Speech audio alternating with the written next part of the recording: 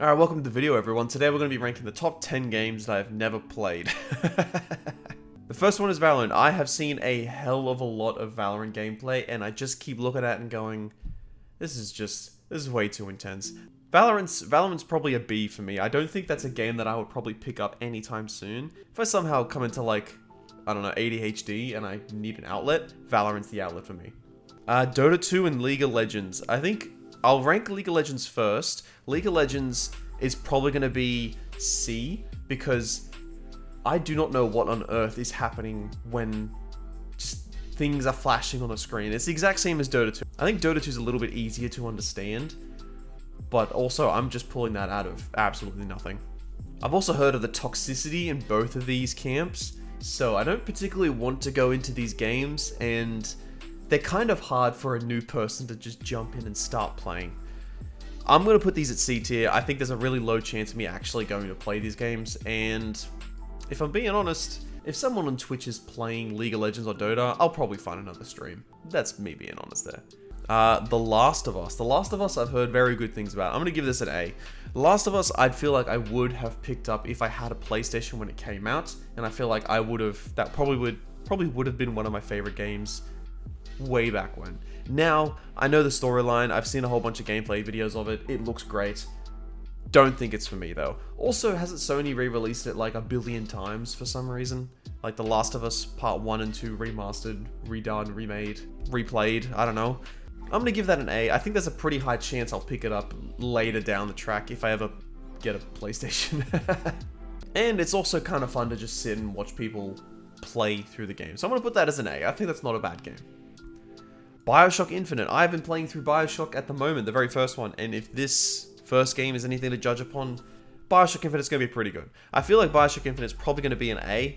I feel like I would really enjoy it. The one story I have for Bioshock Infinite is I know it's set up super high in the air, and there was one time I was talking about it to a friend, and the friend described it as like he jumped off a building or something, and he got into a zip line, and it looked like he broke his arm because he went kadoosh as soon as he jumped to the zip line. I don't know if I can get any footage of that, but I don't know. I'm just talking. Super Mario 64. Okay, well, you can't really see it, but that does say Super Mario 64. Super Mario 64 somehow is still alive. I do not understand it. People who played this game have been playing it since it came out. If that doesn't tell you that it's a really good game, I don't know what does. However, I don't think it's the game for me. I'm going to put it as A. Probably I'll play it after The Last of Us. Super Mario 64 seems like a super fun game. And I've also seen so much Squeaks gameplay that I could probably do a 16-star run and have a decent time. Hades 1 and 2, I'm going to class them as both the same little icon here. These games seem like super deep time sinks. And if I had the time, I feel like these games would take over my life. Also, I think it is very cool how much dialogue is in these games. This is getting like probably S tier for me. Knowing basically nothing about the game, having never played it, just watched people play it, I feel like it's pretty enjoyable to watch and like choose their different paths and stuff like that. Hades 1 and 2 is going up there. World of Warcraft. World of Warcraft is one of those games where I will never touch because I know that if I get addicted to it, my life is over. Like, there's no going back. So I'm just going to put World of Warcraft in the League of Legends and the Dota tier. That's a game where I'm like, let's just take a step back and review my life before I even install or even look at that game. There was one big thing growing up that stopped me playing World of Warcraft is because it was like a monthly subscription, I think. And you know, I was a young kid, I had no money, I was poor as anything.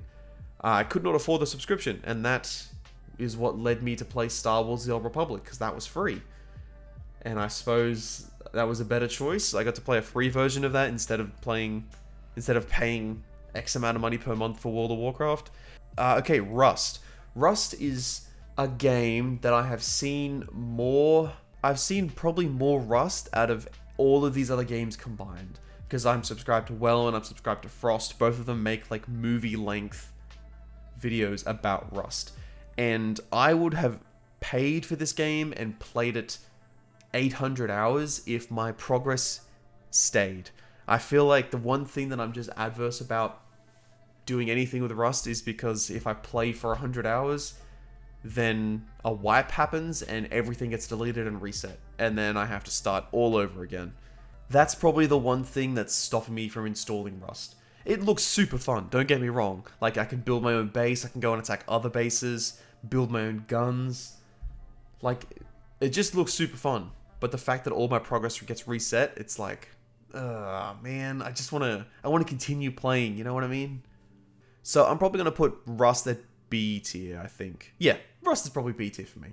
And finally, I've got the Talos Principle here. I'll admit, when I was growing up, I used to play Portal and Portal 2.